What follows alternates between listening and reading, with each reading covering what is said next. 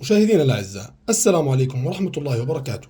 أهلا وسهلا فيكم بحلقة جديدة. اليوم جايب لكم معي زوج طيور مميز جدا اللي هو طائر البراكيت ريد رامد. زي ما انتم شايفين هذول الزوج ذكر وانثى وكبار بالعمر جاهزات للتزاوج. زي ما انتم شايفين كيف الانثى بتيجي لونها خضراء، مش ضروري تيجي لونها خضراء بس تيجي لونها باهت قصدي، والذكر كيف بيجي لونه في عليه الوان زاهيه وحلوه. زي ما انتم شايفين كيف الذكر هذا في عليه اللون الازرق على جنحانه من ورا، وهيك لمسه اللون هاي زي ما شايفينها كيف النكشه اللي على ظهره تيجي مميزه. اما الانثى بتيجي باهته ما في عليها حركات، يعني حركه لون حلوه اللي تميزها عن الذكر. فالذكر دائما في اغلب الطيور بتلاقوه شكله احلى من الانثى. زي ما شايفين طبعا طائر ريد رامب طائر كثير مميز، وطائر يعني يعتبر طائر مغرد مش مزعج نهائيا، يعني بيطلع صوت حلو واقرب للتغريد من انه يكون صوت مزعج او انه جعار زي الببغاوات الكبيره. زي ما انتم ملاحظين مشاهدينا الاعزاء كيف حجمه صغير، وطبعا بزبط يعيش باقفاص زي الكوكتيل، بنتج حتى في اقفاص الكوكتيل ونفس اعشاش الكوكتيل بزبط معه، لان الاعشاش اللي بيكون خشبيات زي صناديق خشبيه نفس مقاسات اعشاش الكوكتيل. زي ما انتم ملاحظين كيف الذكر بيجي منقاره عليه لون داكن اكثر من الانثى، زي ما انتم شايفين كيف منقاره على سواد، والانثى بيجي منقارها عادي عاجي يعني لونه. ان شاء الله راح نقوم اليوم بعمليه ترويض الذكر والانثى في اليوم الثاني، نورجيكم كيف انه هذا الطير بتروض بسرعه، ونشوف كيف شخصيته نستكشفها مع بعض، نشوف هذا الطير كيف بتروض بسرعه صعب، هل هو شرس او عدائي او لا، وكيف بصير معنا مستواه بعد الترويض. طبعا مشاهدينا الاعزاء هذا الطائر ببلغ وبصير جاهز للانتاج خلال العمر تقريبا 9 اشهر ل 11 شهر 12 بصير اموره تمام، ممكن يتزاوج ويفرخ. والانثى بتضع عند التفريخ من 4 ل 6 بيضات. وطبعا مشاهدينا الاعزاء اكله نفس اكل الكوكتيل، باكل لب دوار الشمس وباكل الدخن وكثير من الحبوب الاخرى اللي باكلها طائر الكوكتيل. ان شاء الله مشاهدينا الاعزاء بدنا نقوم بعمليه ترويض ذكر طائر الريد رامد. في اول فيديو بدنا نقوم ان شاء الله بعمليه ترويض الذكر من طائر الريد رامد. زي ما شايفين كيف بعض وخايف، هاي اول مره بطلع فيها من القفص وبمسكه. طبعا بنصح اي واحد يروض اي طير يروضه لحاله، ما يروض مجموعه طيور مع بعض مثلا ذكر وانثى، لا يحط الطائر لحاله في قفص ويبدا في عمليه ترويضه لحاله. وما بنصح حد يبلش فيه بدون قفاز، لانه زي ما شايفين كيف بعض ومنقاره حاد طبعا، يعني ممكن يكون مؤلم اكثر من الباجي. طبعا مشاهدينا الاعزاء انا بنصح اي حد يروض كل يعني الطير يكون لوحده في مكان هادي وعلى ستاند. واول خطوه في ترويض اي طائر زي ما تعودنا مشاهدينا الاعزاء في جميع الفيديوهات السابقه انه بنلصق ريش جناحه، جناح واحد بكفي 6 او 7 ريش في لاصق تب، بنمسك الطائر زي هيك بنحط راسه بين اصابعنا بهذا الشكل، بس ما بنشد عليه. ما بنكون لابسين معه قفاز خميل، يعني قفاز زي هذا رفيع بزبط. بنكون جاهزين قطعه لاصق تب قبل بوقت عشان ما نمسك الطير ونحطه في ايدنا فتره طويله عشان الطير ما يتعب منا. فبنعد بهذا الشكل، اول شيء بنحط راسه بين اصبعنا هذول زي ما شايفين، ما بنشد على رقبته، وبنفتح جناحه بالايد الثانيه. واحد، ما بنكون لابسين فيها قفاز عشان نعرف نربط الجناح في التب. 1 2 3 4 5 6 ريش بكفي. بنعد 6 ريش ونفصلهم بهذا الشكل بالاصبعين، نحط اصبعيننا هيك نفصلهن وبنصفهن مزبوط بهذا الشكل. بنكون جاهزين قطعه لاصق تب تقريبا 4 ل 5 سم قبل بوقت، بنحطها على جناحه بهذا الشكل، ما بنشدها طبعا بس بنلفها لف. طبعا فك اللاصق ما بخرب الجناح نهائيا ولا بيألم الطير ولا بنتف الريش، زي ما ورجيتكم في اغلب الطيور السابقه كيف فكينا لاصق جناحها بشكل سهل وسريع. الان بنحطه فوق الستاند وبنخليه ياخذ جو الستاند فتره تقريبا 10 دقائق لربع ساعه، يتعود على وقفته على الستاند ويهدى عليه ويثبت. طبعا مشاهدينا الاعزاء هذا الطائر يعتبر من الطيور الهاديه، يعني مش شرس اصلا وعدائي كثير، لكن زي ما تشوفوا انت اول شيء بيكون الطير خايف، خاصه اي طير يعني بيكون حتى لو كان اليف ممكن امرات لما تمسكه من ظهره يعضك، يعني هذا لما مسكته من ظهره صار يعض في القفاز. طبعا اذا كنت ماسكه بدون قفاز يعني راح يأذيك، فنصيحه ما حد يجرب يلعب مع طائر جديد بدون قفاز. وعلى ما اظن انه هذا الطائر مبين عليه يعني من هداوته انه مش راح ياخذ منه وقت كثير في عمليه الترويض. طبعا انا هاي اول مره بجيب طائر ريد رامد وبدي استكشفه معاكم. طبعا مشاهدينا الاعزاء هذا الطائر موطنه الاساسي اللي هو استراليا. بحكي لكم معلومه هاي عشان تعرفوا انه هو بحب البيئه الدافئه، لانه استراليا بيئتها دافئه، فيعني ما تحطه في مكان او يكون في مجرى هواء او قريب من مكيف. يعني اغلب البغاوات بدهن بيئه دافئه تكون يعني درجه الحراره الغرفه الطبيعيه بتزبط معاهن وبتحملنها، وحتى الشتاء اصلا بزبط معاهن، يعني يتحمل درجه حراره الغرفه اللي بيقدر يعيش فيها البني ادم، بس ما يكون عليهن مجرى هواء او تكون فاتح شباك وحاطين او في البلكونه. بعد ما يرايح الطير على الستاند 10 دقائق لربع ساعه نلمس ذنبه شوي او شيء زي خفيف زي هيك، بنخليه يلف مثلا انه ما ينقزش ينط على الارض. اذا نط على الارض شيء طبيعي جدا انه يحاول الطير يهرب منك من مرتين 3 ل 10 مرات حسب هو الطير وعنادته. بعدين بنقدم له ايدنا بهذا الشكل طبعا بقفاز. اطلع، تعال،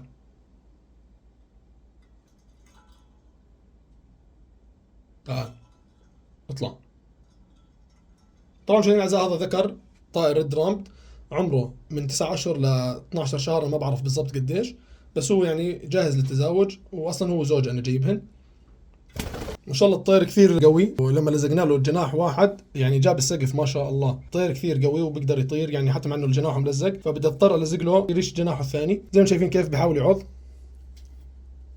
بس عضته طبعا مبينه هيك خفيفه، بس مع ذلك انه هيو بعض، يعني زي ما شايفين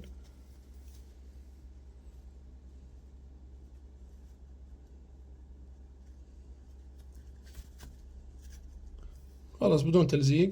بدي احاول اخليه يثبت في ايدي، ما بدي الزقه من كل مكان، انه عشان ما نقيد الطير كثير او انه نأذيه. زي ما شايفين وقفته على ايدي بعد ما هرب اول مره، يعني بس حطيته في بطن ايدي شوي وقفته على اصبعي. طالما ثبت على الاصبع بخليه واقف عليه. الطير مبين عليه سهل كثير زي الككريكي، انا حاسس شخصيته قريبه من طائر الككريكي اللي ورجيتكم اياه على القناه. طبعا روضنا طائر ككريكي على القناه ووقفناه على الايد، شايفين كيف يعني بس الف اللسان ملوش عليه، موقفه 5 دقائق لحاله بعد ما لزقت جناحه. طبعا هذا الطائر المشاهدين الاعزاء اول مره بطلعه من القفص. تعال اطلع اطلع. نعطيه طقطقه لما يعمل حركه صح. سبحان الله، يعني الطائر من اجمل الطيور، مرج عليه طير لطيف وذكي بهذا الشكل، يعني طلع مسرع كيف عمليه ترويضه. ماليش معه 5 دقائق بحاول معه، اموره ما شاء الله عليها، يعني بس مره واحده حاول يهرب والباقي صار يطلع على الايد. طير جميل جدا ومعبى منه طفرات مشاهدينا الاعزاء. يعني هذا الطائر في منه بلكي 9 10 طفرات، كل واحد الوان شكل بيختلفن بالالوان، يعني مش في منه مثلا اللون الاخضر هو الطفره الاساسيه، وفي شيء بيجي عليه صبعه حمراء على ظهره بدل الزرقاء هاي. شايفين هذا اللون التركوازي، يعني هاي طفره من طفراته. لو تفتحوا على الانترنت او بحاول انا اضيف لكم طفرات ثانيه، او ممكن استعرض لكم اياها بشيء، يعني اجيبها واستعرض لكم اياها بفيديوهات ثانيه مع اساميها. اطلع شاطر. يعني شايفين كيف ما اسلس الطير وصار اليف جدا، ما لناش معه 5 دقائق صار يطلع الايد، وهي بتفحص الاصبع مبدئيا لقدام شوي، يعني بس من هون لاخر الفيديو بشلح معه القفاز وما اظن يعضني. بنرجع من اصبع لاصبع. اطلع اطلع. طبعا مشاهدينا الاعزاء اهم شيء انك تكون تروضه في مكان هادي، الطير ما يكون متوتر، يعني مخليه في المكان هو في قفصه مثلا 5 دقائق 10 دقائق، ما يكون معه طيور ثانيه ولا يسمع صوت طيور اخرى. الطائر هذا ذكي طبعا مشاهدينا الاعزاء وبقلد اصوات، يعني بسمع صوت معين او انت تصفيره معينه ممكن يقلدها، لكن كلام ما شفت منه شيء بيتكلم. وزي ما شايفين كيف ذكي يعني، والف الايد بسرعه، ما غلبني نهائيا. بدي احاول المس راسه. هات راس، هات راس كوكو. هات راس، خايف لسه. شاطر شاطر شاطر. مسكها. شطور. شايفين ما الطفوا مشاهدينا الاعزاء، يعني انا الطف من هذا الطير. يعني لاحظت انه هو والكركريكي محلاهم، يعني كثير لطيفات، تحس العصافير مش ببغاوات. يعني هذا باراكيت ريد رامد. سبحان الله، شايفين كيف خايف من ايدي؟ يعني هذا دليل انه لسه اول مره بطلعه، خايف اني احط ايدي فوق راسه. مع الوقت بألف، يعني الطير سبحان الله تقول عصفور. حتى العصفور بعض، يعني انا لاحظت الجنة كان يحاول يعضني ويهرب. هذا عنادته تقريبا صفر، يعني شايفين ما في له عناد بتحس، يعني بتجيب الطير بتروض. مستغرب صراحة ليش هذا الطير مش مشهور نهائيا، مع انه يعني لطافته خرافية والوانه واشكاله كثير حلوة، طبعا شخصيته محلاها. خلال الفترة القادمة بنشوف شو بنصل معاه في المستوى، شو بنقدر نحسن فيه. شاطر. بنحط ايدنا على راسه مشاهدينا الاعزاء، نضل نمسد له فيه. اذا اول كان خايف وبيطلع صوت، مع الوقت ببطل يطلع هذا الصوت وبيعجبه الشعور تمسيد الراس، وبنصير حتى نمسد جسمه بلكي ما يعضنا. اذا بيطلع على ايدك، على بدكاش اياه يمشي على جسمك، بس بايدك الثانيه بظهرها بتقول فيها هيك، بيرجع لمكانه، بتخليه يظل واقف على اصبعك. عوده بس يوقف على اصبعك، ما يطلع على كتفك او على ايدك بدون يعني اذنك، فخليه يوقف على الاصبع. هات راس.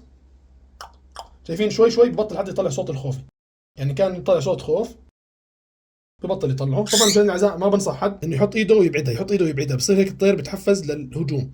فانت بدك تحط ايدك في ثقه مع حذر، يعني مبدئيا اذا بدك تروض في قفازين وبعدين تشلح القفاز الثاني. انا شايف هذا سبحان الله، يعني شيء الطير ما شاء الله عليه كثير لطيف وبخوفش، يعني من اول حطيت ايدي الثانيه بدون قفاز اموره تمام. بننزله على الستاند وبنطلعه. انزل. شاطر. تعال تعال كوكو. نلمس ذنبه بلف وجهه، ما بنحط ما بنقدملوش ايدنا وهو معطينا ظهره. لما يلف يعطينا وجهه بنقدم ايدنا نقول له اطلع. اطلع يا كوكو. اطلع اطلع. شاطر.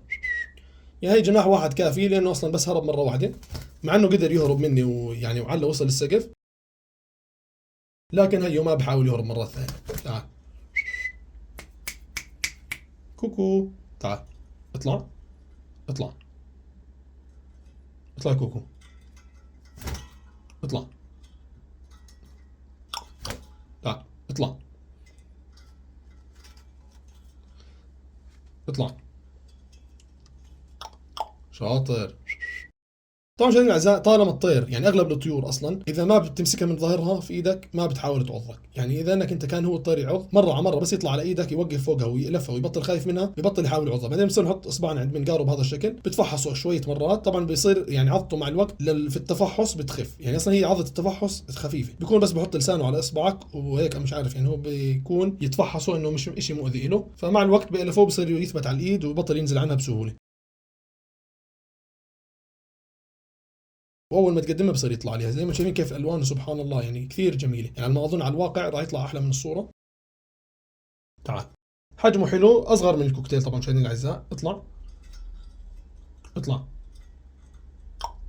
طبعا مشاهدينا الاعزاء هذا الطائر سهل للتفريخ، يعني اغلب اللي فرخوه بيحكوا عنه كثير سهل، يعني زي تقريبا بصير زي البادجي، بس انه اهم شيء له في المكان، وبتربى كل زوج لحاله، ما بنحط الازواج قبال بعض من نفس الفصيل، لانه الطير هذا كانه سمعت معروف عنه انه كثير بغار وممكن ياذي شريكه اذا بتحطه جنب ازواج ثانيه من عشان الذكور اللي حواليه. هات راس كوكو، يلا هات راس. شاطر. زي ما شايفين كيف المشاهدين الاعزاء صار يعطيني راسه ويوطيه وبطل يطلع صوت الخوف لما اقدم ايدي فوق راسه. نجرب نخليه يطلع ايدي ثانيه بدون قفاز. اطلع كوكو، يلا تعال تعال. لف. اطلع. اطلع كوكو. اطلع. شاطر. اطلع. تعال. اذا مشاهدينا الاعزاء لاحظتوا انه الطير تعلق بالستاند بزياده وبطل يتجاوب معك زي ما بدك، بس اهم شيء هو يعرف يعني يطلع اصبعك يرجع الستاند. بدك تخليه يطلع من اصبع لاصبع، بنشيل الستاند كامل، مثلا بدي اوقفه على ايدي الان وبدي اشيل الستاند واخليه يطلع من اصبع لاصبع واشيل له مصدر الالهاء تبعه. اطلع. طبعا مشاهدينا الاعزاء هذا الطائر سعره عندنا في الاردن تقريبا من 35 دينار اردني ل 40 دينار اردني الحبه الواحده. اطلع. اطلع. ايوه حاول يهرب كمان مره. طبعا مشاهدينا الاعزاء يعني خلال اول عمليه ترويض شيء ممتاز من الطير انه يتجاوب ويطلع على الايد اصلا ويقل خوفته منها ويسمح لنا نمسد راسه، بس الا يظل في عناد شوي انه يحاول انه يهرب لما تصح له الفرصه. طبعا مشاهدينا الاعزاء لما يصير الطير يطلع على الايد ويلفها، هذا الشيء ما بيدل انه بصير بينفع تفتح له الشباك ويطلع، لانه اول ما تطلعه راح يطير ويهرب، واغلب الطيور كذلك انه بتفضل حريتها اكيد على التربيه في الاقفاص او مع مربيها. اطلع. اطلع. طبعا مشاهدينا الاعزاء بنصير نقدم له اصبعنا بهذا الشكل زي ما شايفين ببطء، بنحطه عند اجره، بندفشها لورا بشكل بطيء. اطلع. شاطر. زي ما شايفين كيف طلع على ايدنا الثانيه بدون قفاز وبطل يعض، يعني ما شاء الله عليه، يعني دشله معه القفاز، مناش معه ربع ساعه، يعني ترويضه اسهل من الباجي. فطائر البراكت ريد رامد بنصح فيه بشده من منظره الجميل، صوته مش مزعج طبعا، يعني صوت الفشر مزعج اكثر منه مليون مره، هذا صوته زي التغريد. هات راس. زي ما شايفين ولا اجمل من هيك، يعني هذا الطائر صراحه كثير حبيته وممكن اقتنيه كطائر شخصي لما اشوف مزاياه. طبعا راح اظل استعرض لكم اياه واشوف شو بصل معه لمستويات خلال الايام القادمه واقول لكم شو بيطلع منه هذا الطير. زي ما انتم شايفين كيف ما شاء الله عليه، عمره 9 اشهر هذا ل 12 شهر على ما اظن. هات راس. شطور. شايفين كيف الصوت حتى اللي كان يزقزق زي كانه خايف لما اجي احط ايدي فوق راسه، الان صار يوطي راسه واموره تمام، مش خايف نهائيا. تعال اطلع. يلا. اطلع. شطور. هات راس. يلا. شاطر. طبعا مشاهدينا الاعزاء هذول الطيور يعني تعتبر من الببغاوات، يفضل انك يعني اي حركه تحكي له الكلمه عشان هو بربط في الكلمه في الفعل، فبصير يعني مثلا تقول له هات راس يفهم لقدام مع الفتره ومتابعتك له، ان تقول له هات راس ممكن يوطي راسه لحاله في المستقبل، لكن مبدئيا ممتاز الطير وانا عاجبني هيك ما شاء الله على مستواه خلال اول يوم من الترويض. اطلع. اطلع. شاطر. اطلع.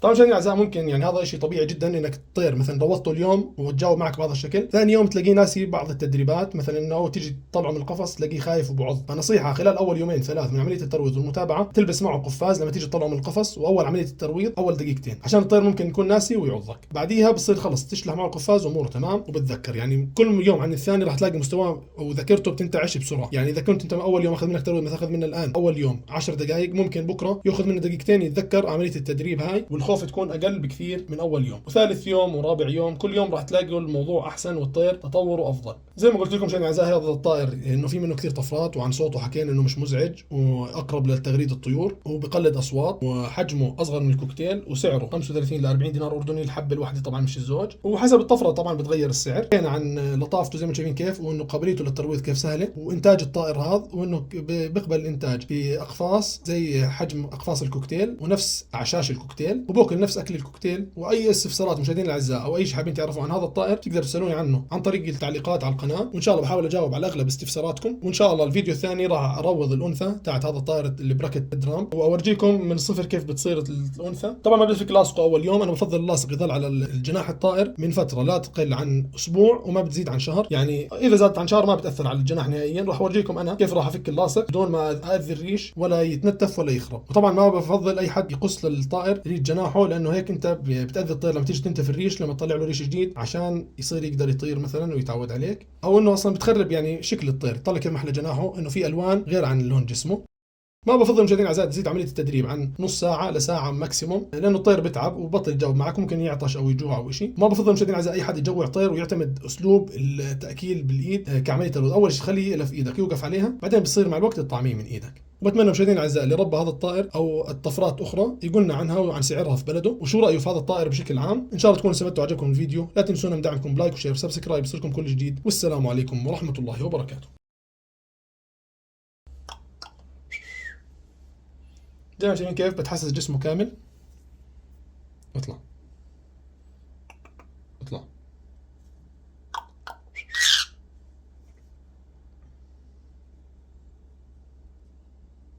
اطلع. شطور.